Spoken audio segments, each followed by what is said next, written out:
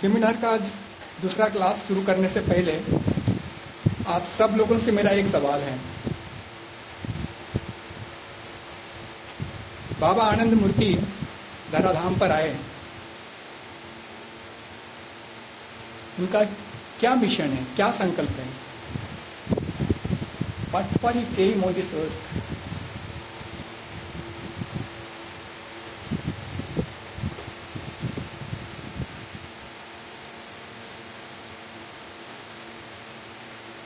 The very purpose of his arrival on this earth is to unite the human society which is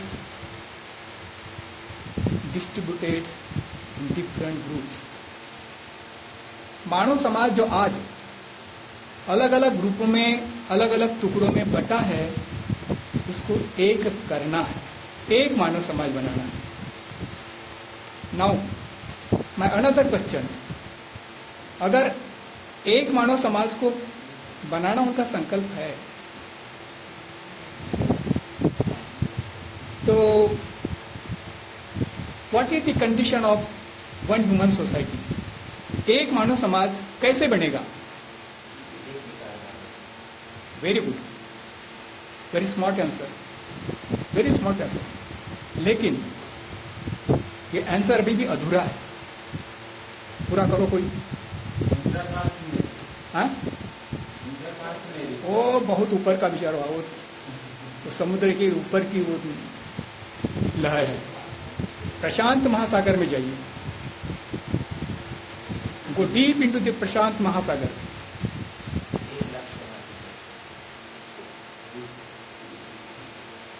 और थोड़ा सुधार करो।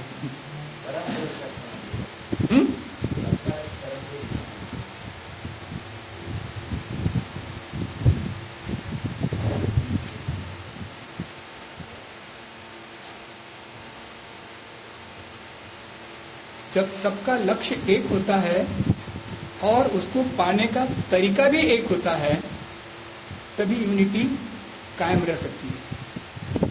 सभी मानते हैं परम पुरुष को, नाम अलग अलग है, कोई अल्लाह कहता है, कोई ईश्वर कहता है, कोई राम रहीम कहता है, नाम अलग अलग है।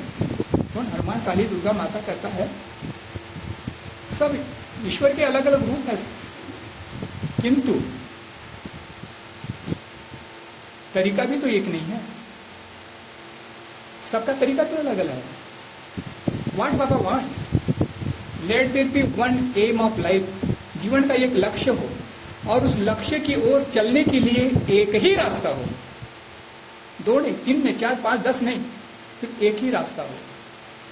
तो रास्ता एक होगा तो आदमी एक साथ चल सकेंगे, और नहीं तो बोलेगा अरे मेरा रास्ता दाएं से है, मेरा बाएं से है, मेरा सीधा, मेरा तो पीछे से ऐसे घूम करके आता है। भटक जाएंगे, टुकड़े टुकड़े में बढ़ जाएंगे।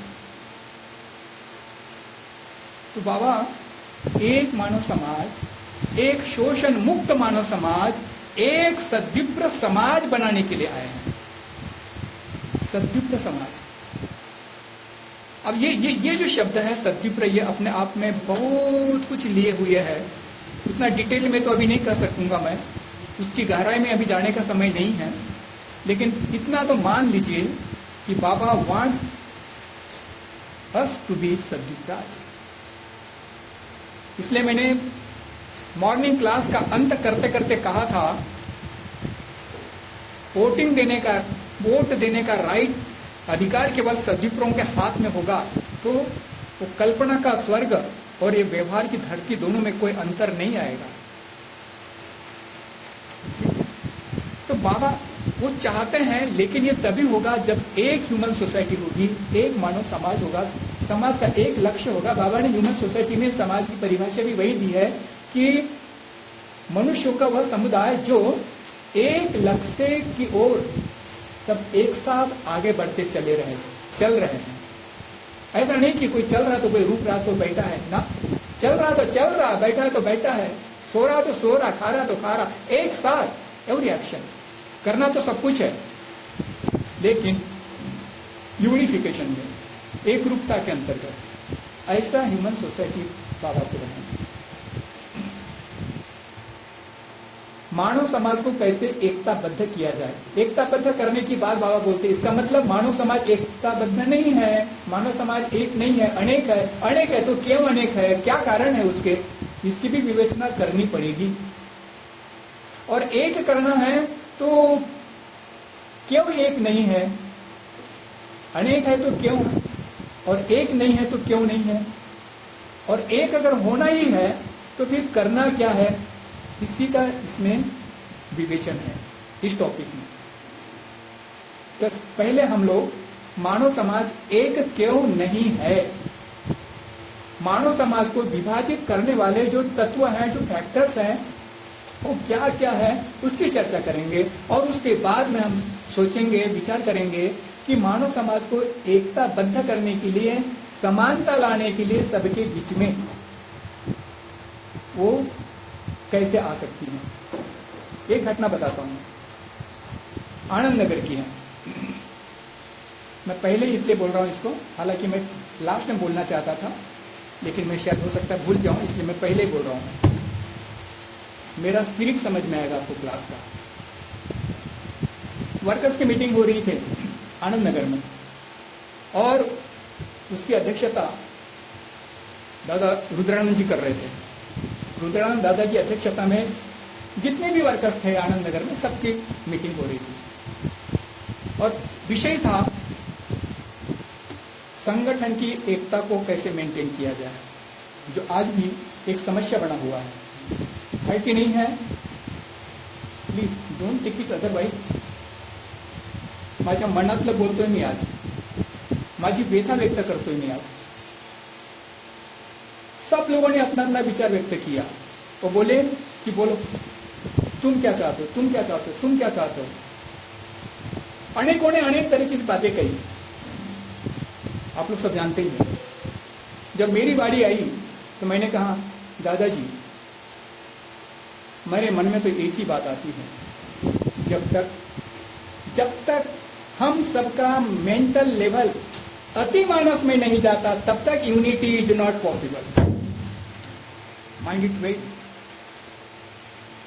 व्हाट इज दिस अतिमानस कोष?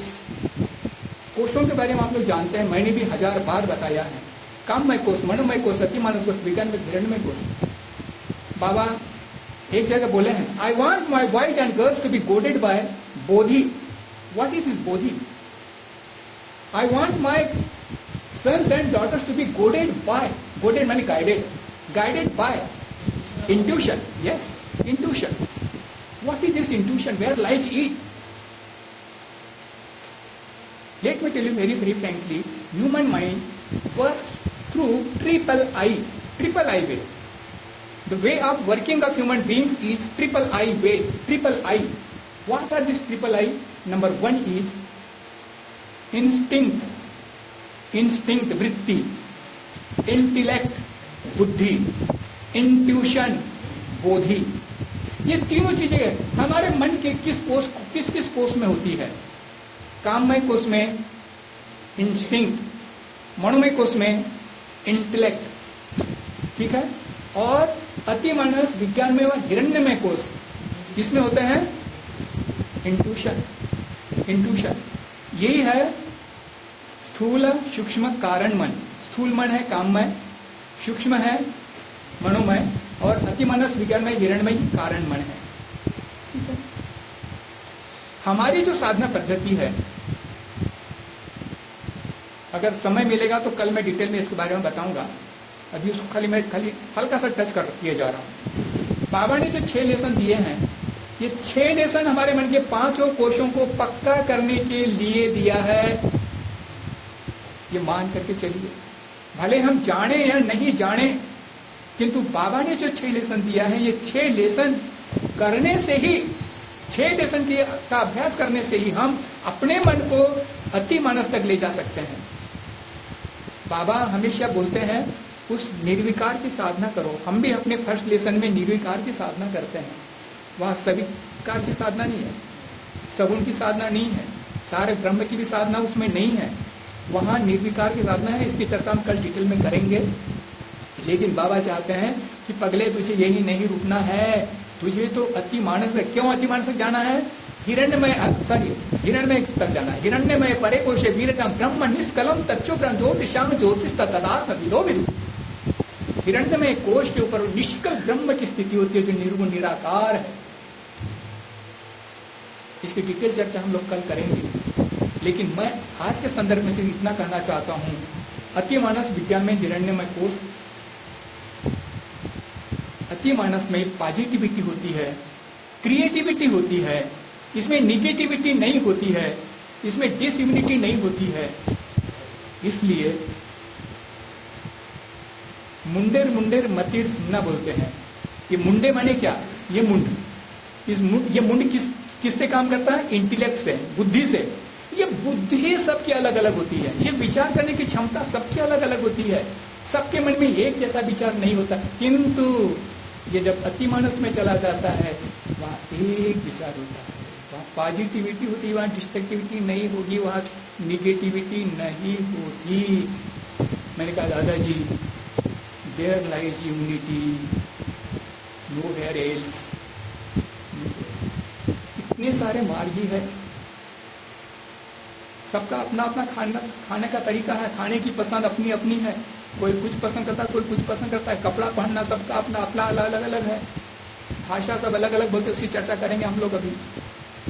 लेकिन एक ही कॉमन पॉइंट है और वो है सबका लक्ष्य एक है, परम पुरुष को पाना, और उसको पाने के लिए जो वे ऑफ वर्किंग है वो एक है। एक साधना एक जैसी है, सबकी एक जैसी साधना है, कोई उसमें भेद नहीं है। अल्टीमेटली मानव समाज को भी अगर हमें एक करना है, एक मानव समाज का निर्माण करना है, बाबा ने क्या कहा, स्लोगन दिया है, मानव समाज एक एवं अविभाज्य। मैं नहीं कहा, मालिक ने कहा मानव समाज पगलो, तुम्हारा समाज एक है, अविभाज्य है, उसको विभाजित नहीं कर सकते हो, और जो करता है वो अन्याय करता है, गलत करता है, पाप करता है, नहीं होना चाहिए। अगर तुम चाहते हो कि नहीं हो तो बोलो तुम क्या करोगे। बाबा नहीं जानते हैं तो सुनो, वही सुना रहे हैं इसमें, वही इसमें बता रहे हैं। ऐसा अगर करोगे तभी संभव होगा। बड़ा इंटरेस्टिंग टॉपिक है, सच बताऊं, एक चीज बाबा का लेक्चर किताब में पढ़ते हैं, सारी बातें समझ में नहीं आती हैं। लगाटे दादा विद्वान आदमी है, बहुत अध्ययन किया उन्होंने। इस टॉपिक को समझने के लिए मैंने 10 बार पढ़ा है।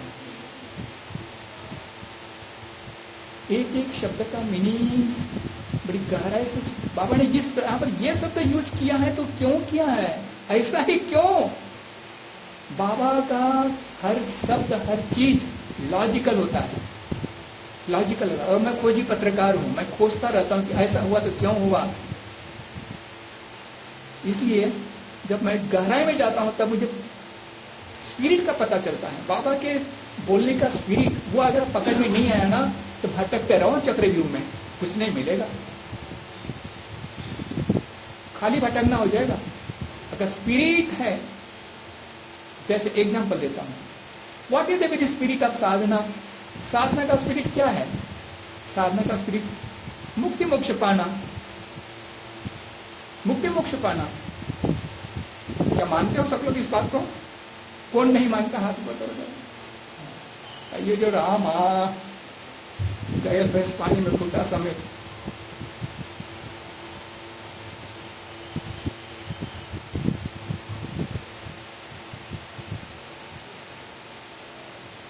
तोतापुरी 300 साल जिंदा रहा, दुनिया की हर सिद्धि को प्राप्त किया। उसके पास में इतनी सिद्धि थी कि अंत में अपना शरीर भी अपने मंत्र की शक्ति से, अपनी साधना की शक्ति से जला दिया। शरीर के 5 तत्वों को प्रकृति के 5 तत्वों में मिला दिया, अर्थात परम पुरुष के 5 तत्वों में मिला दिया। इस तरह वो एक रूप हो गया अविकार के साथ, निराकारी के साथ। वो भी लास्ट में जमालपुर आया और बोला अब नहीं चाहिए, अब मुझे नहीं जीना है, मुझे शरण दो। बोले नहीं, अभी भी तेरी साधना में कमी है। जिसने अपने सारे शरीर को पंच तत्वों में विलीन कर दिया, बैठे बैठे उसको किसी दुनियादारी के, जब बाबा ने बोला कि उसने अपना शरीर छोड़ दिया तो मार्गी लोग बोले कि जा बाबा जाए हम उसकी अंतिम क्रिया करें। अरे तुम लोग उसकी अंतिम क्रिया क्या करोगे? तो ऐसा सिद्धियों का मालिक है कि उसने अपनी अंतिम क्रिया अपने कर लिया। शरीर के पांच जलाने से क्या होता है? जलाने से पांचों तत्व, जल जल में, अग्नि अग्नि में, और वायु वायु में, आकाश आकाश में, और पृथ्वी राख के रूप में। जलाने का क्या बचता है? राख। वो पृथ्वी तत्व है, जमीन में मिल जाता है, वो पृथ्वी तत्व में मिल गया। पांचों तत्वों को पांचों तत्वों में मिला दिया। उसको भी जो है बाबा आनंद मूर्ति के पास में जाने की क्या जरूरत पड़ी कि मुझे मुक्त कर दो। वाह! मालिक ने कहा अभी भी थोड़ा सा कांटा अटका हुआ है। बोले क्या?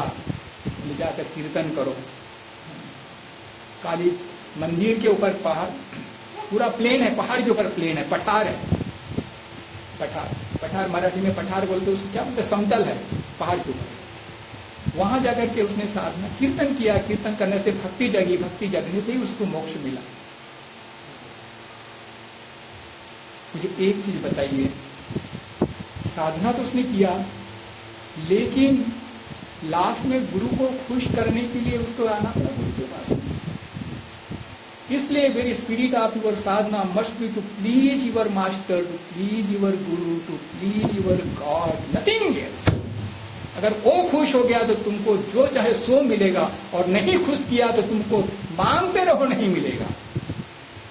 मुक्ति मोक्ष मांगने की चीज नहीं है, प्राप्त करने की चीज नहीं है। वो तो परिणाम है गुरु की खुशी का।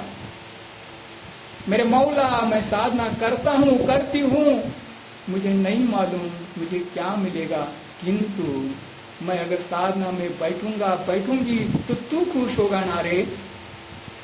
तेरी यही ना इच्छा है कि हम सब मुक्त हो जाए, मैं मुक्त हो जाऊं दुनियादारी के बंधन से।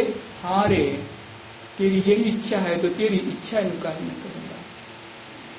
तुम वही करते हो जो तुम चाहते हो, फिर होता वही, पर होता वही जो मैं चाहता हूं। तुम वही करो जो मैं चाहता हूं, फिर होगा वही जो तुम चाहते हो।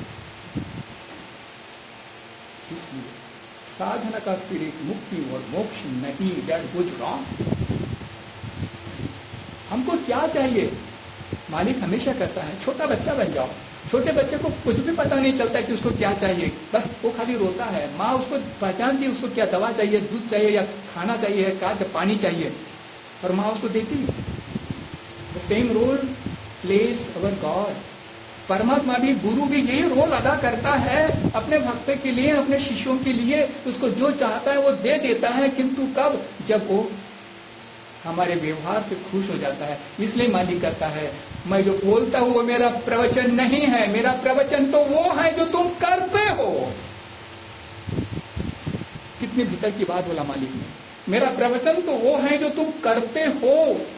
मैं बोलता हूं, करते नहीं हो, मेरा प्रवचन नहीं है।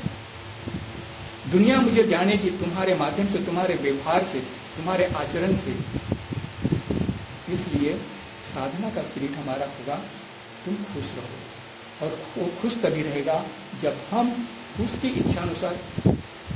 कुछ डिवोटी, बाबा एक बार एक दादा से पूछे, बताओ असली गुरु भक्त कौन है? तो दादा अपने तरीके से इधर उधर की बातें करने लगे। बाबा ने लास्ट में जवाब दिया, a person who dance according to the will and wish of guru is real guru bhakt. Person who dance according to the will and wish of guru, गुरु की इच्छा अनुसार जो डांस करता है, नाचता है, गुरु जो चाहता है वैसा जो करता है, जिस समय जो चाहता है उस समय वही करता है, वही। और ऐसा जो गुरु भक्त होगा वही गुरु माने भगवान, तो भगवान का भक्त होगा। जब गुरु प्रसन्न हो गया तो भगवान प्रसन्न, भगवान प्रसन्न हो गया तो मुक्ति मोक्ष तो मांगना नहीं पड़ता। मुक्ति मोक्ष बाबा ने हमको सारे तरीके बता दिया है। इसलिए आनंद मार्गी को अगर पहचानना है तो कैसे पहचानेंगे? मिलने के बाद साथ साथ अगर वो ऐसे नमस्कार करता है तो समझेंगे कि आनंद मार्गी है। उपवास के दिन अगर निर्जला उपवास करता है तो समझेंगे कि आनंद मार्गी है, पक्का आनंद मार्गी है। बेटा बेटी की शादी अगर बिना डौरी के करता है और अंतर्जातीय विवाह करता है तो समझेंगे पक्का आनंद मार्गी है। तो ये कुछ पहचान है उसकी। ये सारे यूनिटी के पॉइंट्स है एक मार्गी होने के। वैसे ही एक समाज होने की भी तो कुछ नियम है, कुछ पॉइंट्स होंगे, उसी की चर्चा करेंगे। पहले चर्चा करते हैं कि समाज को तोड़ने वाले क्या क्या तत्व है, ऐसे कौन से वो तत्व हैं जिससे समाज टूटता जाता है, बिखरता जाता है, टुकड़ों टुकड़ों में बंटता जाता है, एक नहीं हो पाता है। पहले उन तत्वों की हम चर्चा करेंगे, उसके बाद में देखेंगे क्या कि फिर वो कौन से तत्व है जो मानवता को, संपूर्ण मानव जाति को एक बनाता है।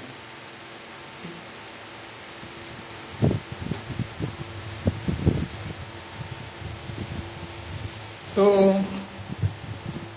मानव जाति को बांटने वाले क्या क्या चीजें हैं सो आप अच्छी तरह जानते हैं। उसको उस जंजाल में आपको मैं ज्यादा नहीं रखूंगा, मुझे समय पर खत्म भी करना है। मैं चाहता हूं सब लोग अपने अपने घर का रास्ता जल्दी से पकड़ें, क्योंकि बारिश है, रास्ता जाम रहता है, जाने में लेट हो जाएगा, फिर मुझे गाली देंगे कि बूढ़े बच्चे ने ध्यान नहीं रखा हमारा। मैं किसी का शॉप नहीं लेना चाहता, इसलिए 5 मिनट जल्दी छोड़ दूंगा।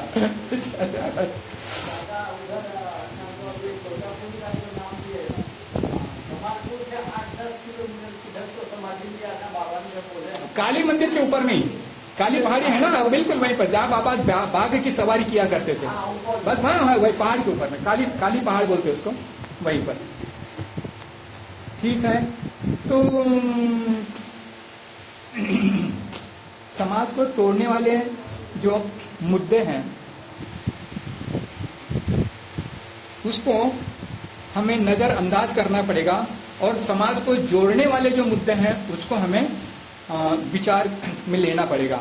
तो सबसे पहले हम देखते हैं बाबा यहाँ कहते हैं क्या, points of unity should be encourage and points of difference should be discouraged. जो एकता के सूत्र हैं उसको हमें एनकरेज करना है, बढ़ाना है, और जो डिफरेंस क्रिएट करते हैं, भेदभाव पैदा करते हैं, भेदभाव करने वाले जो तत्व है उसको हमें मन से ओझल कर देना है, उस पर ध्यान नहीं देना है। ठीक है, अब एक एक करके शॉर्ट में बताऊंगा इसको। जो समता वाली जो है वो थोड़ा ज्यादा महत्वपूर्ण सब्जेक्ट है, उसको मैं ज्यादा समय दूंगा थोड़ा सा। भोजन, 2 आदमी का भोजन कभी समान नहीं हो सकता। आप लोगों ने देखा है घर में भी, इवन 2 भाई भी होंगे तो बोलेगा मैं ये खाऊंगा, वो बोलेगा मैं ये खाऊंगा, मम्मा की परेशानी हो जाती है। तो 2 परिवार एक जैसा भोजन कैसे करेंगे? 2 जाति के लोग, जो समाज के लोग कैसे एक जैसा भोजन करेंगे? नहीं कर सकते हैं। इसलिए भोजन के आधार पर एकता नहीं आ सकती। वैचित्र प्राकृत धर्म समान अंग भविष्यति, ये भोजन की वैचित्रता रहेगी ही। जिसके स्वभाव, जिसका जैसा स्वभाव, जिसकी जैसी शरीर की प्रकृति वैसे। अब जैसे मैं पिछले 42 वर्षों से दमा से पीड़ित हूँ, दमा से 42 वर्षों से, और अभी ये मेरा बोनस लाइफ है मालिक की कृपा से, 42 साल अभी आगे, और कितना जीना है तो वही जाने।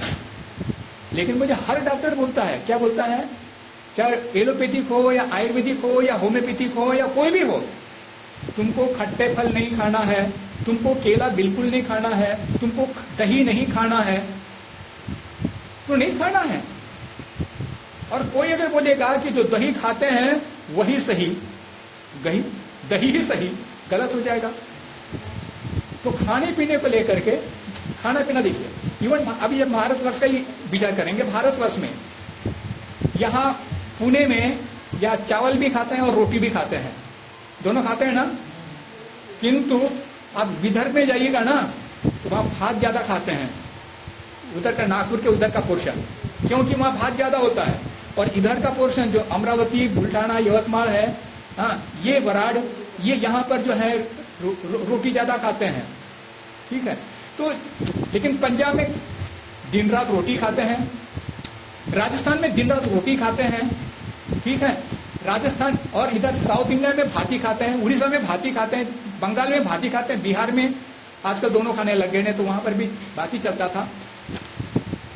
तेल महाराष्ट्र में, गुजरात में मूंगफली का तेल पसंद करते हैं, ठीक है। बिहार में सरसों का तेल, सरसों तेल के बिना काम ही नहीं चलता। एक महाराष्ट्र की लड़की जब वहां ब्याह करके गई तो सरसों के तेल की वजह से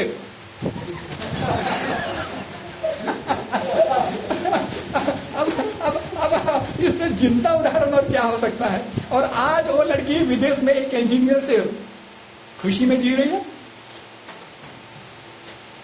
और वो शादी का आई विटनेस मैं ही था। समझ गए। तो खाने पीने को लेकर के वो नहीं करना है। राजस्थान में कोई तेल नहीं मिलेगा, गरीब से गरीब भी घी, पंजाब में घी, गलत कर रहा हूं क्या? तो ये खाने पीने को लेकर के यूनिटी कभी ये यूनिटी का तत्व नहीं बन सकता, ये डिवीजन का तत्व है। पोशाक भी वैसा है। गर्मी जहां होगी वहां पर पतला कपड़ा पहनेंगे, लूज ड्रेस पहनेंगे, और जहां ठंडी ज्यादा होगी वहां जाड़ा कपड़ा पहनेंगे, टाइट ड्रेस पहनेंगे ताकि ठंडी हवा अंदर प्रवेश न कर सके। वहां गर्म कपड़ा पहनेंगे, वहां ठंडा कपड़ा पहनेंगे। ये पोशाक भी अलग अलग है, ठीक है। अब देखो ना, यहाँ पे कितने लोग हैं, सबका अपना अपना। कोई बारिश में भीगना पसंद करता है, ऐसे कपड़े पहनता है, तो कोई जो है बिल्कुल भीगने नहीं देता है। तो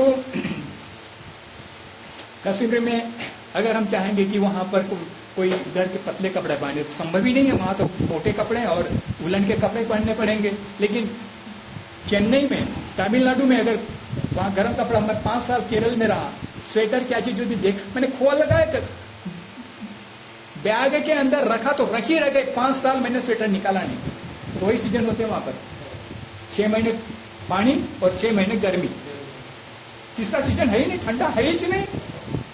तो वहां कोई बोलेगा कि ये पागल है, उलन का कपड़ा नहीं पहनता, तो सही होगा क्या?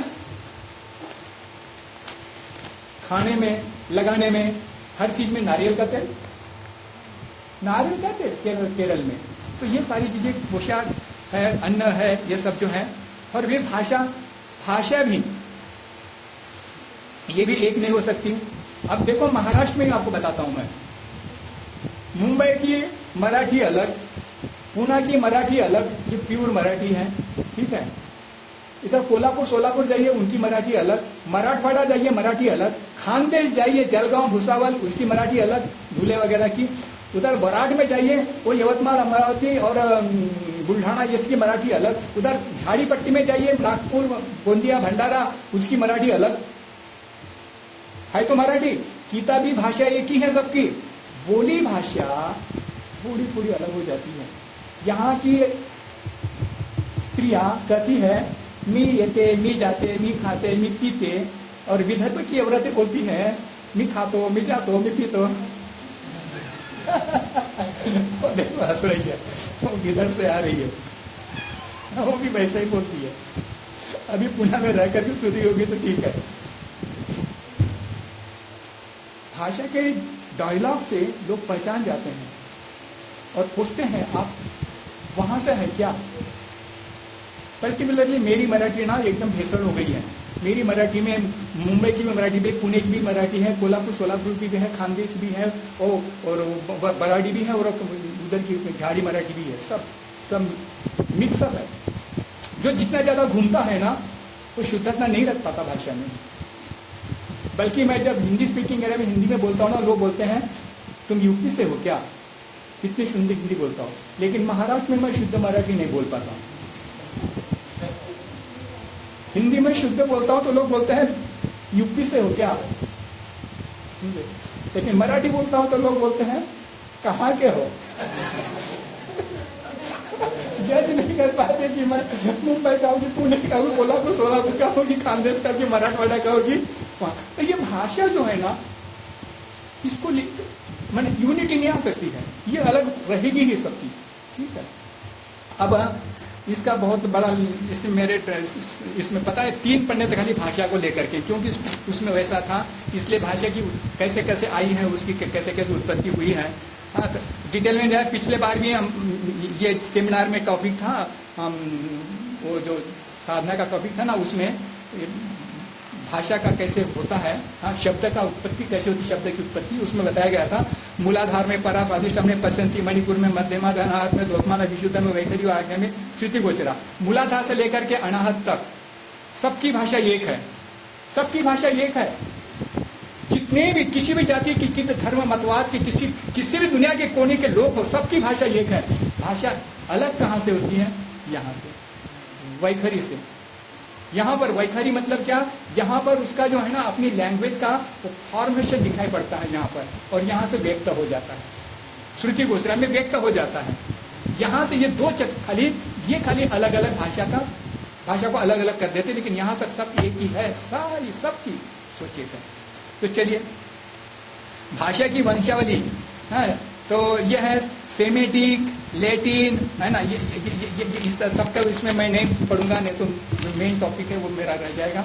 इसको खाली बस ऐसे ही समझ लीजिए, कभी समय मिलेगा तो इसकी डिटेल में चर्चा करेंगे, या फिर इसको अभी नहीं समझने से काम चलेगा। ठीक है,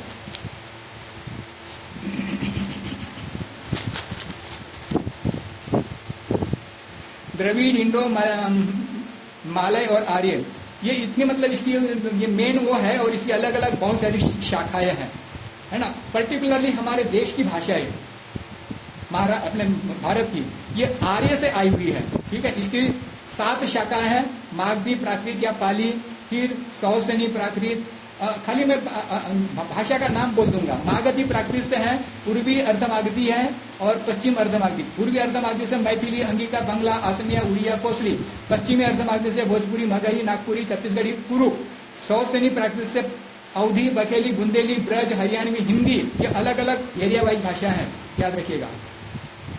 आपके महाराष्ट्र की भाषा किसमें आती है, बलास्ट जरा सोचिएगा। पैशाची प्राकृत, मुल्तानी, डोगरी, पंजाबी, पहाड़ी। पाश्चात्य प्राकृत, कश्मीरी, पश्तो, ताजाकी, पेशावरी, उज्बेकी, अफगानी, दक्षिणी, कुर्दिश, सैंधवी या पहलवी प्राकृत, सिंधी, पहीची, मुल्तानी, ब्रूली। मालवी प्राकृत, पूर्वी मालवी और पश्चिमी मालवी। पूर्वी मालवी में मालवी, गुजराती, कच्छी। पश्चिमी मालवी में मारवाड़ी, मेवाड़ी, हड़ौती, दोधारी, मेवती। ये राजस्थान और गुजरात की भाषा है। अब लास्ट है महाराष्ट्र प्राकृत। महाराष्ट्र प्राकृत में बाबा 3 बोलते हैं। एक है मराठी जो पुणे की है, वराडी विदर्भ की, और कोंकणी कोंकण की। समझ गए? 3 मेन 3 है, लेकिन ये 3 तो है ही, लेकिन इवन अब पुणे, बंबई की मराठी और पुणे की मराठी में अंतर है कि नहीं है?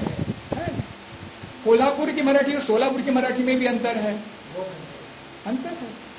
फिर मराठवाड़ा जाओ, ये अहमदनगर से ही ये मराठवाड़ा, भीड़, परभनी, नांदेड़ वगैरह वगैरह, ये सब एक अलग ही मराठी का टोन है। उधर आपके जलगांव, धुड़े और है ना, वो अलग ही है। फिर वो खानदेशी बोलते हैं उसको, और फिर अकोला है, क्या बोलते हैं, अमरावती है, जवतमाल है, ये इधर वराडी चलती है, वराडी है। और उधर वो झाड़ी पट्टी की मराठी, वो कौन सी मराठी बोलेंगे उसको, तो सबसे गई रुझी मराठी।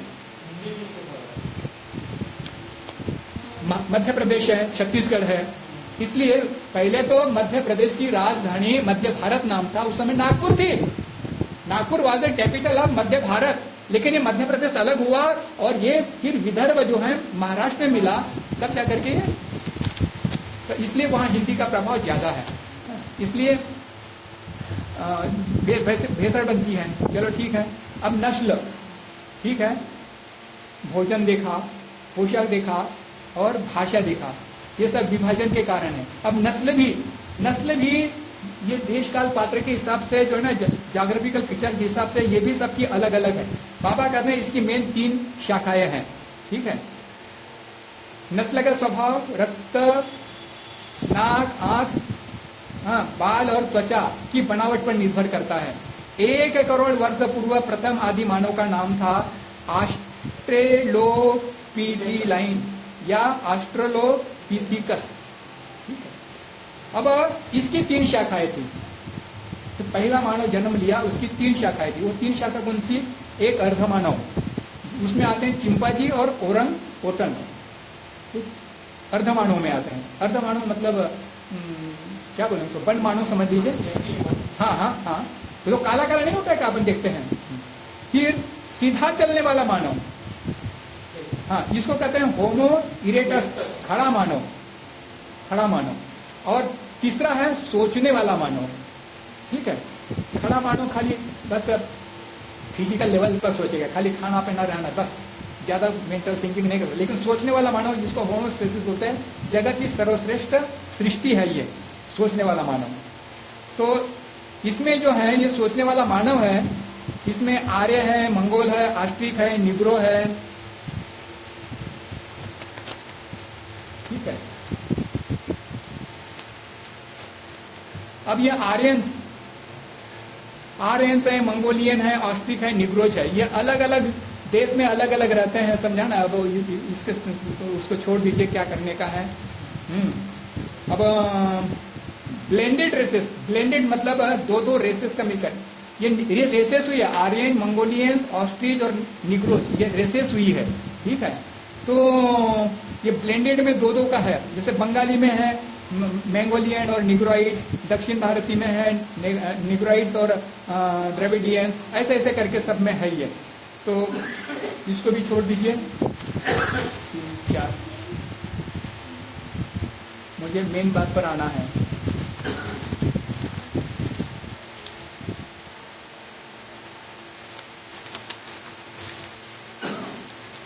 हाँ, मतवाद, मतवाद ये थोड़ा विचारणीय मतवाद, क्योंकि सभी लोग चाहते हैं कि सब मानव एक हो, लेकिन कोई नहीं चाहता कि मतवाद को छोड़े। मतवाद को पकड़े रह करके सब लोग चाहते हैं कि सब एक हो। संभव है? बाबा बोलते हैं सबसे संभव नहीं है। ये अलग, ये डिफरेंस को क्रिएट करने वाला सब्जेक्ट है, इसलिए एकता कभी नहीं आ सकती है। तो एकता के सब्जेक्ट हम बाद में करेंगे। लेकिन ये मतवाद जो है, बाबा इसके बारे में क्या बोले जरा सुन लीजिए। मतवाद और धर्म में क्या अंतर है? धर्म सबको एक करता है, मतवाद सबको बांटता है, ठीक है। धर्म ये इंटरनल चीज होती है, ठीक है, लेकिन मतवाद ये एक्सटर्नल चीज है। तो वो उसको समझने का प्रयास करेंगे हम लोग। जैसे मतवाद मुख्यतः ईसाई है, इस्लाम है, हिंदू है, बौद्ध है, जैन है, यहूदी है, चीनी है, वगैरह वगैरह। दुनिया में बहुत सारे ऐसे हैं। ये सब की भी चिंता हमें नहीं करनी है, दुनिया में जहां जितने है। लेकिन हमारी चिंता ये है कि ये सारे के सारे एक कैसे हो, ठीक है, इसको हमें सोचना है।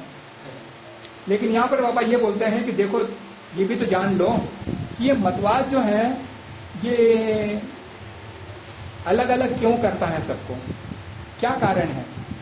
तो विभिन्न धार्मिक बाह्य रीति रिवाज, सबके अपने अपने विभिन्न बाह्य रीति रिवाज है।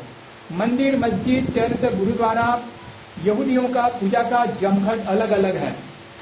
मंदिर की पूजा अलग, मस्जिद की पूजा अलग, गिरजाघरों की पूजा अलग, इस तरीके से चर्च और गुरुद्वारा की अलग।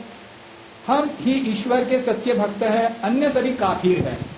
कौन बोलता है? आप लोग सब जानते हैं, ठीक है, ये भी गलत है। धार्मिक हठ धर्मिता एवं धर्मांधता, हठ धर्मिता है कि हम ही सच है, दूसरे गलत है।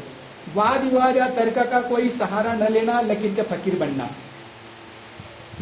जो हमारे पूर्वजों ने कहा है वही सही है, तुम क्या कहते हो हमको नहीं सुनना है, वाद विवाद में नहीं पढ़ना है।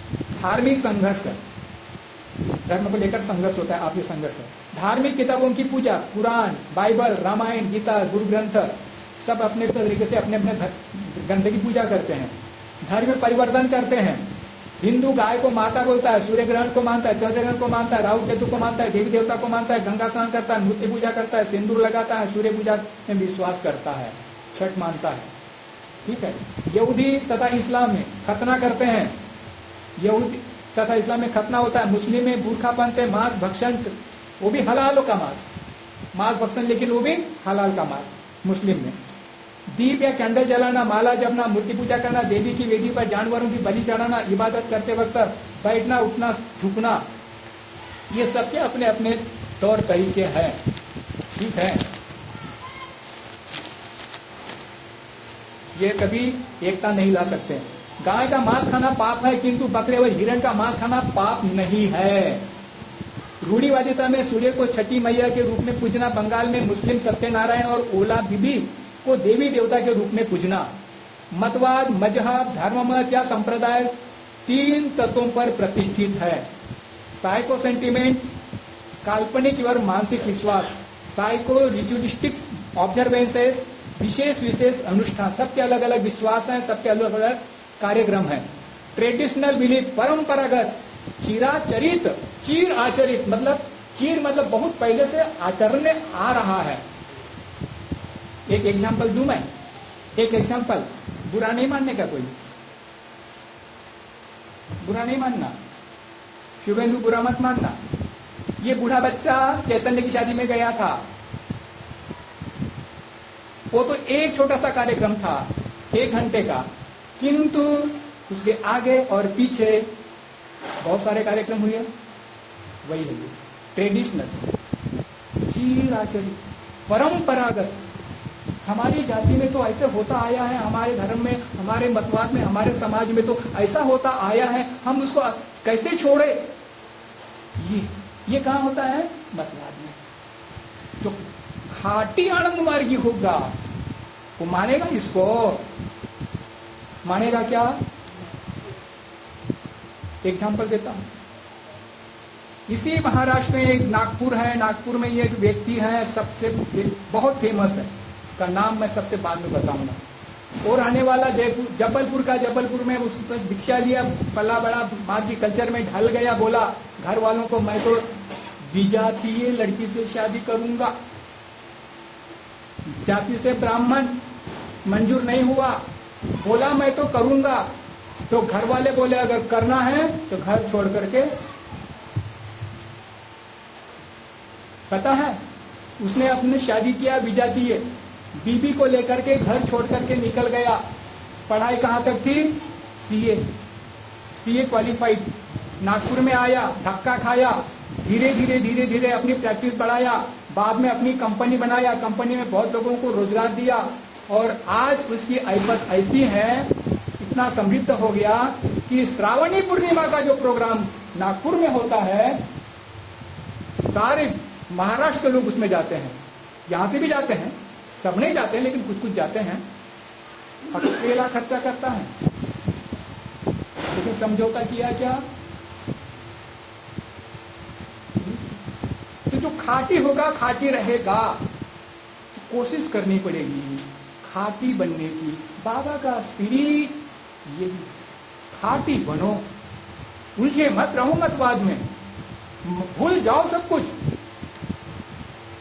मेरी मम्मा बचपन में, मेरा दोस्त तथाकथित निचली जाति का मेरे घर में आता, उसको प्यास लगती, आंगन में ले जाती, उसको बोलती ऐसा हाथ कर, उसके हाथ में पानी डालती। किंतु वह मेरा फास्ट फ्रेंड था, मैं उसके बिना रह नहीं सकता था। लास्ट में जब दोस्ती बहुत गहरी हो गई तो मैंने उसे अपने घर में बुलाया, मेरे मम्मा से कहा, मम्मा ये और मैं एक थाली में खाएंगे, एक गिलास में पानी पिएंगे। दीक्षा लिया था क्या? मैं आनंद मार्ग तो जानता ही नहीं था, लेकिन एक विचार मन में आया कि जात पात नहीं मानना है, सब एक जैसे हैं। बचपन में ये भावना थी, जबकि मम्मी बचपन में कहती थी उसकी छाया में बर्दाश्त मत करना। एक बार गलती से मेरा डब्बा, ऐसे बैलगाड़ी की होती ना, नाला था, नाले के ऊपर से बोला इधर से मैं छोड़ूंगा, इधर से तुम छोड़ो, आगे जाकर दोनों टकरा गए। तो बच्चा झूठ नहीं बोलता मम्मी से कभी, घर वालों से। मैं जाकर के मम्मी से कहा, मम्मी तू तो बोलती थी उसका डब्बा उसको छूने मत देना, मेरा डब्बा उसके डब्बे को छू गया। पुआल में आग लगा करके डब्बे को उसमें तपाया, गर्म किया और रगड़ करके साफ किया। ये है मतवाद, ये है रूढ़िवादिता, ये है चीराचरी। बात समझ में आ रही है? लेकिन जो खाटी होगा वो अड़ जाएगा। नहीं करूंगा, नहीं तो नहीं, मैं वही करूंगा जो मेरे मौला ने कहा है, मैं वो नहीं करूंगा जो नहीं कहा है। मना किया तो मालिक ने भी कहा जो मैं करने के लिए करता हूं आग बंद करके करो, और जो मना करता हूं उसको कभी मत करो। कितनी ऐसी घटनाएं हैं, कितना सुनाऊं मैं आपको कि जिन्होंने जबरदस्ती किया परेशान हो गए, हट गए रास्ते से, लेकिन जो टीका रहा और करीब आ गया, और जो मना किया हुआ किया तो दूर छटक गया, चला गया, दूर दूर दूर दूर, न जाने कितने दूर चला गया।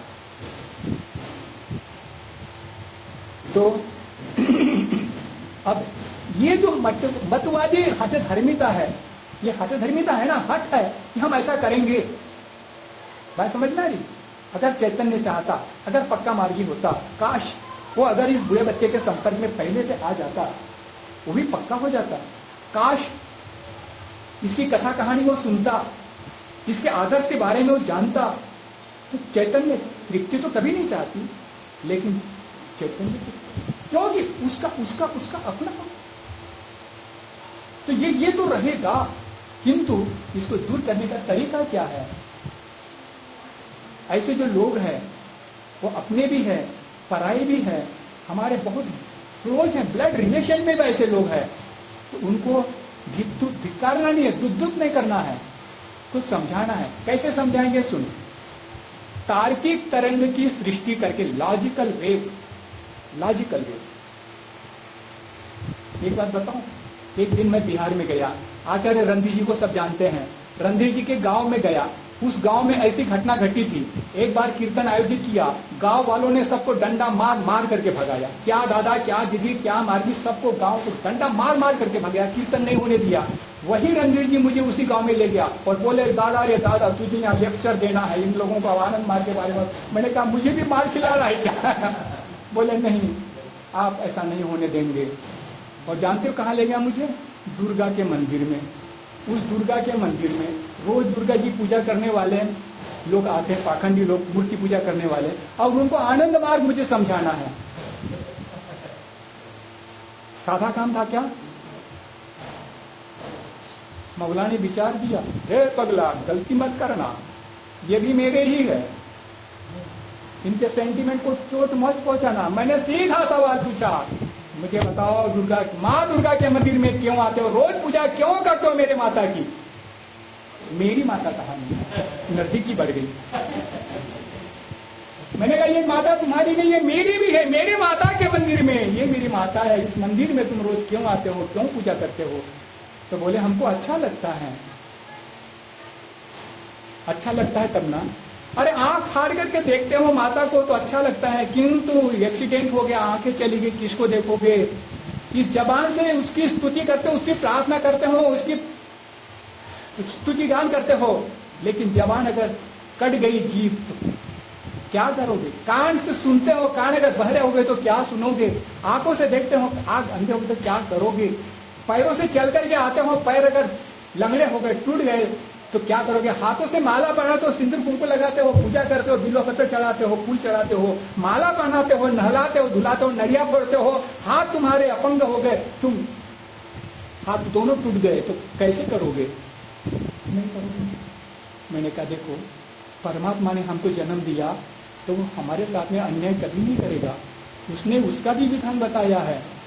ऐसा जब हो जाता है तब भी हम उसका ध्यान कर सकते हैं, उसकी पूजा कर सकते हैं, कभी छोड़ नहीं सकते। तो मैंने कहा देखो, उसका ये तरीका है जो आनंद मूर्ति ने बताया है। बोले दादाजी हमको भी सिखाइए ना। मैंने सिखाया सबको, जितने लोग बैठे थे सबको सिखाया। This is logic, this is logic. मालिक ने कहा है किसी भी व्यक्ति के भाव को, क्या बोलते उसको, भावावेग, सेंटीमेंट को चोट मत पहुंचाओ। चरचरे भाग दौड़ में आप लोगों ने पढ़ा होगा, चरचरे भाग दौड़ क्या लगा दादा? अगर उसको तुम आघात पहुंचाते हो तो समझो तुम आनंद मार्ग पर आघात कर रहे हो। ये बात तो लॉजिक, तार्किक तरंग की सृष्टि करके तर्क से धीरे धीरे उसको समझाना पड़ेगा। समझे? क्या करते हो, पागल हो क्या? ऐसा नहीं बोलना है कभी भी, बिल्कुल नहीं। तो उसको तर्क से धीरे धीरे विज्ञान का अध्ययन करके विज्ञान में बताएंगे, देखो विज्ञान में ऐसा लिखा हुआ है, तुम विज्ञान के स्टूडेंट हो, विज्ञान को नहीं मानोगे, मान जाएगा वो, ये विज्ञान का। तो इस प्रकार से जहां जो एग्जाम्पल सेट करेगा उसको सेट करके उसको समझा देंगे। लोगों के भय मान्यता फियर कॉम्प्लेक्स को तर्क एवं विवेक से दूर करके, भय कॉम्प्लेक्स है। अब जैसे हमारे यहाँ एक लड़का रहता है तथागत, बहुत डरता है, वो अकेले ऊपर के कमरे में रह नहीं सकता, वो रोज मेरे साथ में सोता है, वो खाट पर सोता है, मैं नीचे सोता हूँ, डर के मारे वो अकेले सो नहीं सकता।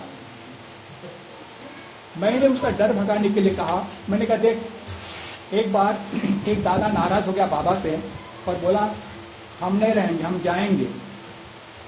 तो बाबा बोले ठीक है तू जा, लेकिन एक बात बता, जाने से पहले मुझे समझा दे, मुझे बता दे कि वह जगह कौन सी है जहां बाबा नहीं है।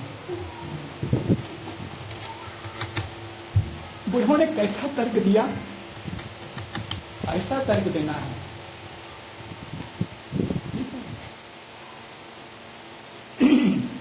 तो फिर मैंने उसको कहा देखो तुम चलो शमशान में, शमशान का नाम थर-थर कांपता है। मैंने कहा 1 घंटा तुम मेरे साथ में बैठ कर साधना करना, मेरे साथ बैठना, दूर नहीं है, मेरे पास है, मेरे सट करके बैठना।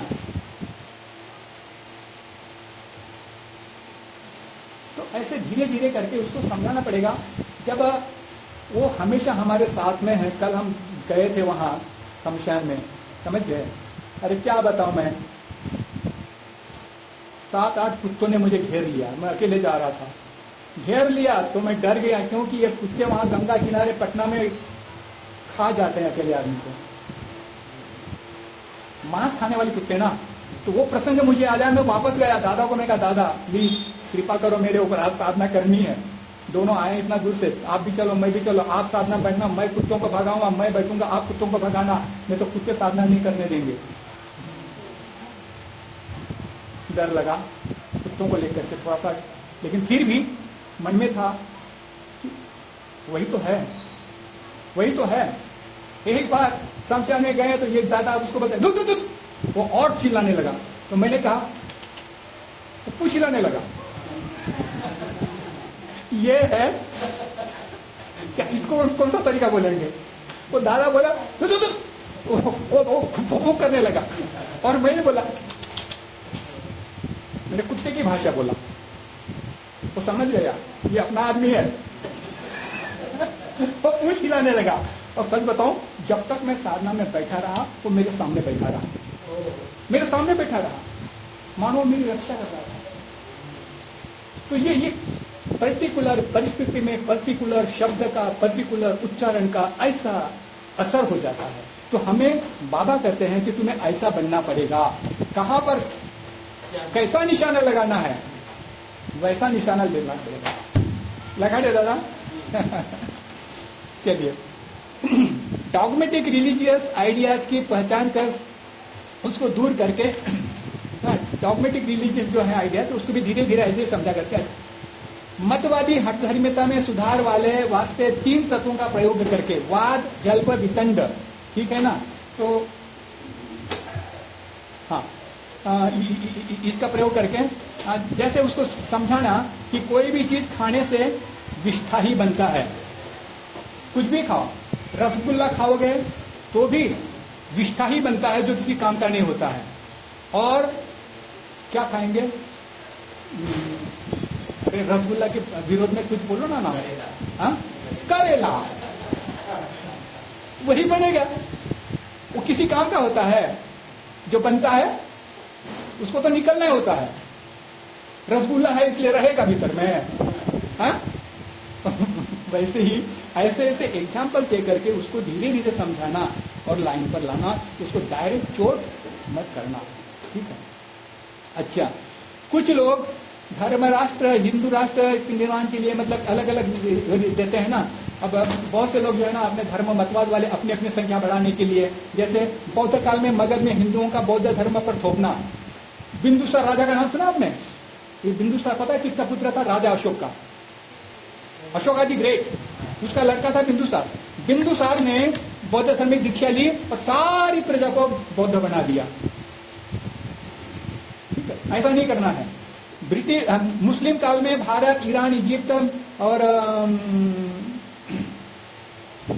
इजिप्ट में बलपूर्वक इस्लाम धर्म को थोपा गया था। ब्रिटिश काल में भारत में हिंदुओं को ईसाई बनाना अभी भी चल रहा है। ईसाई लोग जो है देहातों में जाते हैं, सेवा करते हैं और ईसाई बनाते हैं। ये धर्म परिवर्तन नहीं करना चाहिए। मुस्लिम काल में भारत में जबरदस्ती इस्लाम बनाना, थूक दिया। हाँ जी, हाँ हाँ हाँ, तो ये है। आज भी ईसाई मिशनरी भारत में धर्म परिवर्तन कार्य कर रही है। ठीक है ना। तो ये सब जो है ये क्या बोलेंगे, डिसयूनिटी के वो है। ठीक है। अब समाज में कितना समय रह गया? हाँ, अभी तो क्लास शुरू हो रहा मेरा।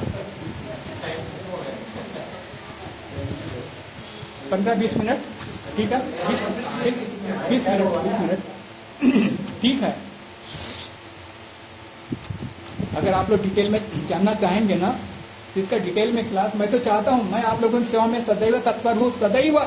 मैं तो चाहता हूं कि हर संडे को इस प्रकार का ये क्लास होना चाहिए। झुटमुट का गप सप में इधर उधर की, अगर तुझे साड़ी की पीछे की प्लीज कितनी छान पीसते, अरे ये ऐसी ऐसी बातें करने में कोई तथ्य है? अरे जानकार आदमी कोई अगर आता है आपके घर में, आपके अहाते में, आपके आंगन में, तो उसको यूटिलाइज कर लो ना। इस तरीके से अगर वर्कशॉप का काम होता रहे, 1 घंटे नहीं 2 घंटे का, 1 घंटे का सही, अरे फूले फूल की पंखुड़ी से कुछ होता रहे तो अच्छा ना रहेगा। मेरे पास में सच कहता हूँ आप लोगों को सुनाने के लिए बहुत कुछ रेडी मटेरियल है, बहुत कुछ रेडी मटेरियल है। जो पीआरए का काम मैं बोल रहा था ना, ऐसा मेरा पर्सनल बहुत सारा काम किया हुआ है। लेकिन मैं सोचता हूँ मैं किसको सुनाऊं, मैं किसको बताऊं। मेरी तो कभी कभी इच्छा होती है कि मैं वर्करों का भी क्लास लूं, लेकिन कोई घास नहीं डालता तो मैं क्या करूं। तो जो हो समानता के 3 बिंदु है, सिर्फ 3 बिंदु। ये फिलोसॉफिकल बात है यहाँ से। ठीक है ना। इसको मैं ज्यादा डिटेल में नहीं ले जाऊंगा आपको, लेकिन समझने की कोशिश कीजिएगा। पहला है सामाजिक आर्थिक क्षेत्र। सामाजिक आर्थिक क्षेत्र मतलब अपना समाज है और ये अर्थनीति का जो क्षेत्र है इसको लेकर के। ठीक है। बाबा ने एक चीज टू दी पेट्रोट में कहा है, आपने पढ़ा होगा।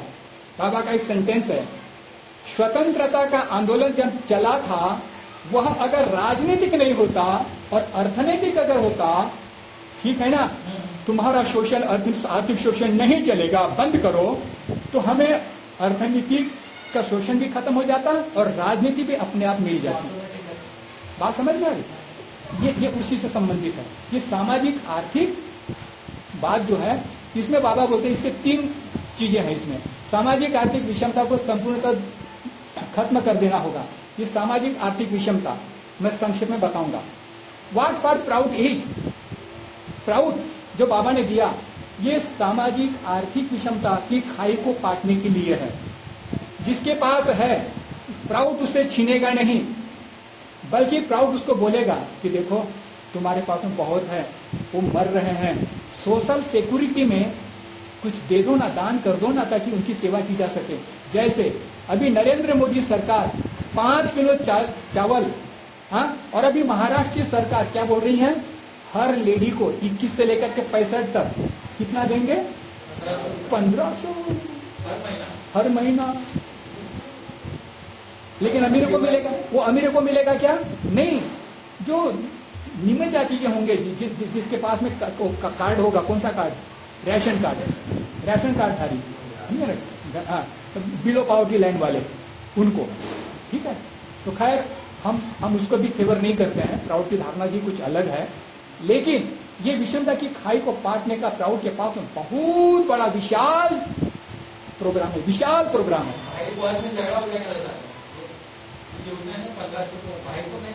हाँ, देखिए अभी चले, वो हमारा सब्जेक्ट नहीं है, लेकिन इसमें क्या बोलते हैं बाबा, अपना पराया का भेद मिटाना, कौन अपना कौन पराया नहीं मानना। प्रिय अप्रिय की भावना मिटाना, क्या अप्रिय क्या अप्रिय, वो मुझे प्रिय है और इसकी बहुरिया मुझे अप्रिय है, क्योंकि घर जाता तो पैसा नहीं देती, यही देता है इसलिए ये प्रिय है, और वो कंचन जो है अप्रिय है क्योंकि वो मुझे पैसा नहीं देती है। ऐसा चलता है, दादाजी दिलों में भी चलता है, अनुभव किया होगा।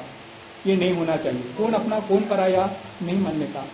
ऊंच नीच, वो ऊंचा है वो नीचा है नहीं, संपन्न विपन्न, वो संपन्न है वो विपन्न है, वो अमीर है वो गरीब है नहीं। गरीबी को समूल नष्ट करना होगा और क्रय क्षमता को निरंतर बढ़ाए रखना होगा। गरीबी को समूल नष्ट करने के लिए क्रय क्षमता, परचेसिंग कैपेसिटी जायजे का तुला शुभेंदु जायजे तुला बरं, हाँ प्लीज। ये जो क्रय क्षमता वाला एक शब्द है ना, क्रय क्षमता, खाली इसको समझाने के लिए मुझे 1 घंटा का समय लगेगा। गरीबी दूर, ये सामाजिक आर्थिक विषमता जो है ना, ये उसके बिना दूर नहीं हो सकती। अब वो कैसे दूर होगी, अब इसको मैं इस छोटे से समय में समझा नहीं सकता, लेकिन आज नहीं तो कल आप लोगों को समझना पड़ेगा। मेरे क्लास में readymade action plan of proud लिखा हुआ है। अगर प्राउडिस्ट लोग सत्ता में आते हैं, व्हाट दे विल डू, क्या करेंगे, शुरुआत कहां से करेंगे। अगर होती ना, नरेंद्र मोदी सरकार बोलता है क्या कि हमें तीसरी अर्थशक्ति बनना है, अरे तुम्हारे पैर के नीचे मिट्टी नहीं है, तुम फिसल रही है क्या। दूसरा है, समाज के सामूहिक संपदा की वृद्धि करनी होगी ताकि बढ़ती जनसंख्या को बढ़ते मांगों की सफलता पूर्ति हो जा सके। सबकी पूर्ति करनी है तो हमारे पास साधन भी तो होना चाहिए, तो उसको पूरा करने के लिए, बढ़ाने के लिए क्या होना चाहिए। जैसे मैंने सुबह कहा, कृषि विप्लव, उसका लिंक इसके साथ में है। कृषि विप्लव करेंगे, उत्पादन बढ़ेगा तो अपने आप सुख समृद्धि बढ़ते जाएगी। ठीक है, सोने के ढेर हर घर में लगेंगे तो सोने की चिड़िया क्या, सोने का टाइगर बनाना है भारतवर्ष को, सोने की चिड़िया नहीं, सोने का टाइगर। मेरे क्लास में ये योजना है। भारतवर्ष सोने का टाइगर कैसे बनेगा, समझ लेना। पुणे वालों अगर जानना चाहोगे तो मैं बताऊंगा कभी, मेरे पास सब योजना है, सुनो। तो अब इसमें बाबा ने एग्जाम दिया उड़ीसा का।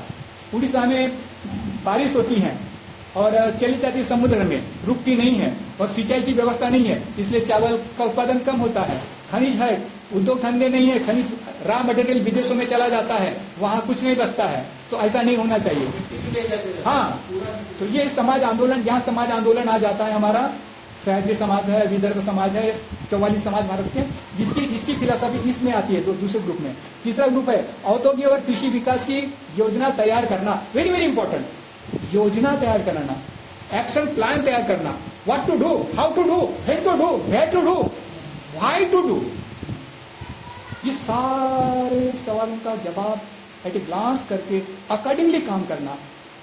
एक बात बताऊं, आपको मकान बनाना होता है तो आप सोचते हैं अभी हम दोनों बुढ़ा बुढ़ी है, अगर बुढ़ा बुढ़ी नहीं है तो चलो जवान है ना, एक युवा युवती है, दोनों के 2 हो जाएंगे, ठीक है, और मम्मी पापा भी है, मम्मी पापा के लिए एक कमरा, हम दोनों के लिए एक कमरा, और हमारे बच्चे होंगे, बच्चे के लिए अलग, बच्ची के लिए अलग। उसके हिसाब से आप घर का मैप तैयार करते हैं और अकॉर्डिंगली आप फिर अपनी नींव डालते हैं। दिस इज ये जो औद्योगिक और कृषि विकास की योजना तैयार करना, विकास की योजना, ये कैसे तैयार करना है, ये एक्शन प्लान ऑफ प्राउड है, एक्शन प्लान ऑफ प्राउड, ठीक है। 7 चलिए, अब मानसिक भाव प्रबंध क्षेत्र, ये तो सामाजिक हुआ, भौतिक लेवल का हुआ, ये भौतिक लेवल का हुआ। अब मानसिक लेवल में वो बोलते हैं क्या कि सबकी एक भाषा होनी चाहिए, वो अभी संस्कृत हो सकती है। सारी भाषा दुनिया की संस्कृत से आई है, इसलिए Sanskrit should be the common language for each and everybody, ठीक है। यही है इसमें। संस्कृत अध्ययन की विशेषता नहीं होनी चाहिए, अध्ययन की विरोधिता नहीं होनी चाहिए, जैसे साउथ में करते हैं, हिंदी की विरोधिता, उधर संस्कृत नहीं पढ़ाया जाता है। संस्कृत विभिन्न भाषाई समूह को जोड़ने वाली भाषा है। सभी उत्तरी भारतीय भाषा, कुछ दक्षिणी भारतीय भाषा संस्कृत से जन्मी है, विकसित हुई है। उन भाषाओं पर संस्कृत की काफी प्रभाव है, इसलिए संस्कृत को मानना पड़ेगा। मानस लेवल पर, मतलब शैक्षणिक क्षेत्र में सामाजिक रीति रिवाजों को विकसित करना होगा। सामाजिक रीति रिवाजों को विकसित करना जैसे ये मैरिज पद्धति है, ये एक सामाजिक रीति रिवाज है, बाबा ने उसको विकसित किया है रिवॉल्यूशनरी मैरिज के रूप में। जन्म लेता है, नामकरण संस्कार कैसे होगा, मर जाता है तो उसका अंतिम संस्कार कैसे होगा, घर बनाता है तो उसका गृह प्रवेश कैसे होगा, पेड़ लगाना है तो वृक्षारोपण कैसे होगा, जवान होता है तो शादी कैसे होगी। ये रीति रिवाज है, इसको तैयार करना पड़ेगा। अब समझ में आई? तो संस्कृत भी हमारे योजना में है, आज नहीं तो कल उसको वर्ल्ड लैंग्वेज बनना है। ये रीति रिवाज धीरे धीरे चर्याचर्या के हिसाब से लागू करना है। नंबर 3, इतिहास के अध्ययन को प्रोत्साहन देना। इतिहास का अध्ययन मतलब जो हमारे अच्छे अच्छे इतिहासकार हुए हैं उनका, जैसे महाभारत का इतिहास है, ठीक है, भगवान शिव का इतिहास है, भगवान कृष्ण का इतिहास है। तो ऐसा जो इतिहास है लोगों का हमारा प्रेरणादायी, उसकी पढ़ाई होनी चाहिए, ठीक है, उसको सब लोगों को उसकी जानकारी होनी चाहिए। और नंबर 4 है प्रसिद्ध संतों महात्माओं की स्मृति को जिंदा करना। जो संत महात्मा सारे समाज को यूनाइट करने में लगे रहते थे, जैसे एक नाम बता सकता हूं मैं, कबीर। ऐसे और भी लोग होंगे। कबीर क्या हिंदू क्या मुसलमान सबको जातवाद को नहीं मानता था। तो ऐसे जो संत लोग हैं, महात्मा लोग हैं, उनकी स्मृति को जिंदा करना और उनकी पढ़ाई कराना, ताकि हमारा मानसिक विकास हो सके, ताकि हम मेंटल लेवल पर समझ सके कि हाँ, हम सबका यही एक रास्ता है, यही करना है ऐसा। और आध्यात्मिक भाव प्रवण क्षेत्र, ठीक है, 10 मिनट समय है। आध्यात्मिक भाव प्रवण क्षेत्र, मुझे कितनी चिंता आप लोगों की, मैं रह के घड़ी देख रहा हूँ, इसलिए मैं कह रहा था कि एक घड़ी यहाँ पर होनी चाहिए, ताकि यहाँ से कोई बोले तो उसको दिखाई पड़े घड़ी का काटा, ताकि पीछे नहीं देखना पड़े। आर्ट होता है ना, मैं पीछे देखता हूँ तो अच्छा लगता है, इसलिए मैं देखूंगा, ऐसे तो पता नहीं चलेगा क्या देख रहा हूँ। आध्यात्मिक भाव प्रवण क्षेत्र, सुनिए, मनुष्य समाज में स्थायी एकता की प्रतिष्ठा के लिए चाहिए आध्यात्मिकता। जहां से शुरू किया वहीं पर आ गया। बात समझ में आ रही है? मनुष्य समाज में स्थायी एकता, खाली एकता में, स्थायी परमानेंट एकता की प्रतिष्ठा के लिए चाहिए आध्यात्मिकता, स्पिरिचुअलिटी। यह लोगों को स्थायी रूप में एकताबद्ध करने वाली एकमात्र भाव प्रवणता है, क्योंकि इसमें स्थायी समान आध्यात्मिक विरासत है। स्थायी समान आध्यात्मिक विरासत, हमारी विरासत, भारत की अपनी संस्कृति, यह हमारी विरासत है, ठीक है। माउली ने क्या कहा है? अव्यक्त निराकार नाही जे आकार जेतु निचराचर त्यासी भजे। बाबा आनंद मूर्ति क्या बोलता है? अरे जो निराकार है उसका जाप करो, उसका इष्ट मंत्र की साधना, निराकार की साधना है, माइंड इट वेल। वही संत ज्ञानेश्वर भी कहते हैं, अव्यक्त निराकार नाही जे आकार जेतु निचराचर त्यासी भजे। जो अव्यक्त है, निराकार है, जिसको कोई आकार नहीं है, उसका भजन करो, उसकी पूजा करो। विरासत, विरासत, ये विरासत है। स्थायी समान आध्यात्मिक विरासत, स्थायी समान आध्यात्मिक लक्ष्य, एक लक्ष्य परम पुरुष को पाना, ठीक है। स्थायी समान आध्यात्मिक साधना पद्धति, एक साधना पद्धति, अलग अलग नहीं, एक साधना पद्धति होगी सबकी। एक चीज बताऊं मैं, एक दिन उस समय बाबा दादा, कहाँ है बाबा दादा थे, और यहाँ डिंडी वारकरियों की डिंडी जा रहे थे सब लोग, कहाँ? पंढरपुर एकादशी की पूजा के लिए। हाँ, मैंने कहा बाबा दादा से, डीसी के बाद में, मैंने कहा बाबा दादा आप बहुत पुराने मार्गी हैं और ये बहुत पुराने यहाँ के मराठी कल्चर को भी जानते मानते हैं। मैं तो जानता मानता नहीं हूँ, इधर मैं पंढरपुर का बहुत दिन से गया भी नहीं, और मैं क्या है नहीं जानता नहीं बात के बारे में, कुछ बताइए आप। तो बोले दादा आप ही बताइए। तो मैं समझ गया कि अब हार मान गए तो जरा इज्जत रखनी पड़ेगी। तो मैंने बोला देखो, ये भीतर की यात्रा नहीं जानते हैं, इसलिए बाहर की यात्रा कर रहे हैं। अरे वो पंढरपुर यहाँ है, सहस्त्र धरी हरि आत्मा हा कुसरी, नांदे देहा बेहतरी अलिप्त सदा। किसने कहा? अरे मुक्ताबाई ने। नव द्वारों पे गेजुनी, 10वें द्वारी गेली जनी, नामा मने जनी महे द्वारी विठ्ठल उबा है। अरे इस पंढरपुर में विठ्ठल की मूर्ति है। एक पागल वो पंढरपुर देखने जाते हैं उसको,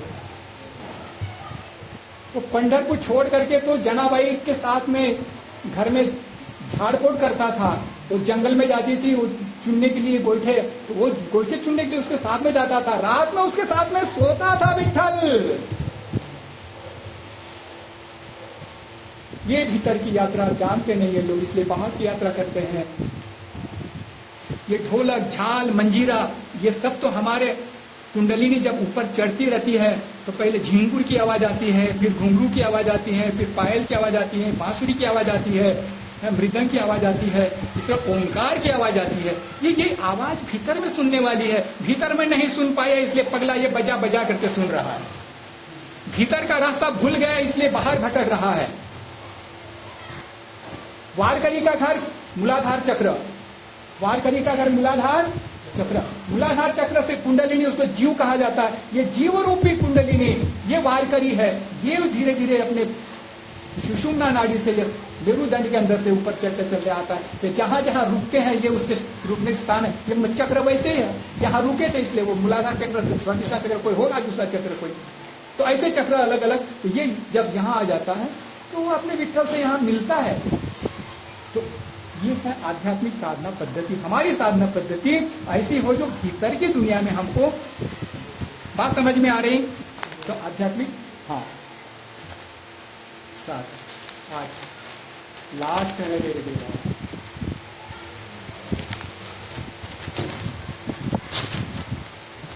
भौतिक भाव प्रवणता जिसकी परिधि 360 डिग्री है, कॉस्मिक सेंटीमेंट मतलब क्या, साधना करते करते, बाबा ने कई बार बोला है, 90 मानव आदमी भी आपने पढ़ा होगा, साधना करते करते हमारे माइंड का एंगल साधना सीखते समय मान लो 90 का है या 180 का है, साधना करते रहेंगे तो 300 डिग्री तक जाएगा। उसी को कहेंगे यूनिवर्सलिस्ट या वैश्विक आदमी। हाँ, हे विश्वची माझे घर, अरे ये बोलने के लिए बोल दिया, हे संपूर्ण विश्व माझे घर आहे, पण हा येडा, हा अरे तो वेगळा, मी वेगळा, ती वेगळी, तो वेगळा, असं करतोय, मग ये घर कसं झालं, नहीं होगा। तो माइंड का एंगल 300 डिग्री होना चाहिए, 360 डिग्री। वैश्विक भाव प्रबंधता जिस पर आधारित सामाजिक आर्थिक एकता पर भातृत्व नजुलता, वन ब्रदरहुड, वन फ्रेटर्निटी, विश्व बंधुत्व, सगळे माझे बांधव आहेत, हरर में पिता गौरी माता स्वदेश भुवन प्रेम परम पुरुष, हाँ हर, ये ये हमारे पिता है, गौरी माता है हमारी माता है, अरे सारा त्रिभुवन जो बनाया उन्होंने ये हमारा घर है। ये सेंटिमेंट आना चाहिए। एक यूनिफाइंग सेंटिमेंट है कि हम सभी एक सत्ता से आए हैं और एक ही सत्ता में लय कर जाएंगे। इससे सभी यूनिवर्सल लव एंड फ्रेंडशिप में बंध जाते हैं और एक यूनिवर्सल सोसाइटी का निर्माण हो जाता है। जगत जुड़िया एक जातीयाचे से जातीर नाम मानुष जाती, एक ही पृथ्वी स्तन्य पालित, एक ही रवि शशि मुदेर साथी, एक मानव जाति, एक माँ पृथ्वी, सूर्य चंद्र सभी हमारे साथी। आओ हम सब मिलकर बोले आज हमारा है एक मानव, बोलो फिल अप द बैंक, बोलो अयो जो राम माँ गैल भैंस पानी में कुत्ता समेत, आओ हम सब मिलकर बोले आज हमारा है एक मानव समाज। मानव मानव एक है, मानव का धर्म तो एक है मानव समाज। हम नारा देते हैं लेकिन इस नारे को हमें सारे दुनिया के लोगों के बीच में ले जाना पड़ेगा, बताना पड़ेगा कि एक क्यों है। आप सबको ब्रह्म चक्र का अभ्यास करना पड़ेगा। सृष्टि चक्र, सृष्टि का निर्माण कैसे हुआ, ब्रह्म अकेला था, सोचा हाँ बहुश्यामी, एक हूं अनेक हो जाऊं, फिर उसने सोचा और वैसे प्रकृति क्रियान्वित हो गई और प्रकृति की सहायता से वो प्रकार बनाता गया, इससे दुनिया के सारे रंग रूप सामने आए। लेकिन ये तो यही नहीं रुकना है, ये सारे रंग रूपों को एक रंग रूप में मिल जाना है। हरि को भजे सो हरि का होई, जाति पाति पूछे ना, इसलिए हरि को भजे। हरि कौन, अरे तुम्हारा पाप चुराने वाला हरि, जो चुराता है तुम्हारे मन का पाप, दुख का दर्द जिंदगी का, वो हरि, उसको भजो। वो कौन है? तो धीरे धीरे उसका परिचय कराओ, ये है वो हरि। झटके से मत बोलना कि इसी को मानो, धीरे धीरे बोलना, धीरे धीरे, सहता सहता। तारक ब्रह्म की चर्चा हम लोग कल करेंगे, तो बातें और सारी क्लियर हो जाएगी, समझ गए ना। उसमें भी कल के लेक्चर में आपको बहुत सारे पॉइंट्स मिलेंगे, मैं अधिक से अधिक देने की कोशिश करूंगा। तो आज मेरा समय तो पूरा हो रहा है, कल अगर आप लोग समय देंगे तो कल फिर उसकी चर्चा डिटेल में करेंगे। कल का क्लास थोड़ा लंबा है और अच्छा भी है, उसमें साधना की भी बातें आ जाती हैं, बल्कि यूं कहूं कि मैं साधना के सारे लेसन की चर्चा उसमें आ जाती है। फर्स्ट लेसन की, सेकंड लेसन की और 6th लेसन की तो चर्चा उसमें आती है। इसलिए जितने भी लोग रहेंगे, फर्स्ट लेसन, सेकंड लेसन और 6th लेसन कैसे करना है, क्यों करना है, डिटेल में बताया जाएगा। और किसी में अगर कुछ गड़बड़ है तो फिर पर्सनली मिलकर के उसको रेक्टिफाई किया जाएगा। गाड़ी चलते चलते कुछ दिन के बाद में, कुछ सप्ताह के बाद में, कुछ महीनों के बाद में, कुछ सालों के बाद में गैरेज में ले जानी पड़ती है ओवरऑयलिंग के लिए। सच बताऊं, बुरा मत मानिएगा, साधना सीखते हैं, स्पीड अलग होता है, लेकिन धीरे धीरे धीरे धीरे फिर वो गाड़ी जैसे जैसे पुरानी होती जाती है उसका स्पीड घटता जाता है, उसमें और खामियां आती जाती हैं, उसमें विकृतियां आती जाती है। वैसे ही साधना की गाड़ी में भी विकृतियां आती हैं, इसलिए साधना की गाड़ी को भी कभी कभी काय में ले जाना पड़ता है, गैरेज में। गैरेज में ले जाने का मतलब है आचार्य, दादा दीदी, इन लोगों के साथ में बैठ करके, दादाजी, दीदी जी, मुझे थोड़ा मदद कर दीजिए ना, मुझे थोड़ा सा देखिए ना कैसे चल रहा है मेरा कोई नट बोल्ट ढीला तो नहीं होगा। समझ गए? चलिए, समय रहता तो डिटेल में नट बोल्ट की बात मैं कल करता, लेकिन पता नहीं कितना समय मिलेगा। जो भी मिलेगा समय, कल साधना की बातें हम लोग करेंगे। अभी जल्दी निकलना होगा तो इसीलिए 5 मिनट कीर्तन कीजिए, फिर 5 मिनट साधना, फिर गुरु पूजा।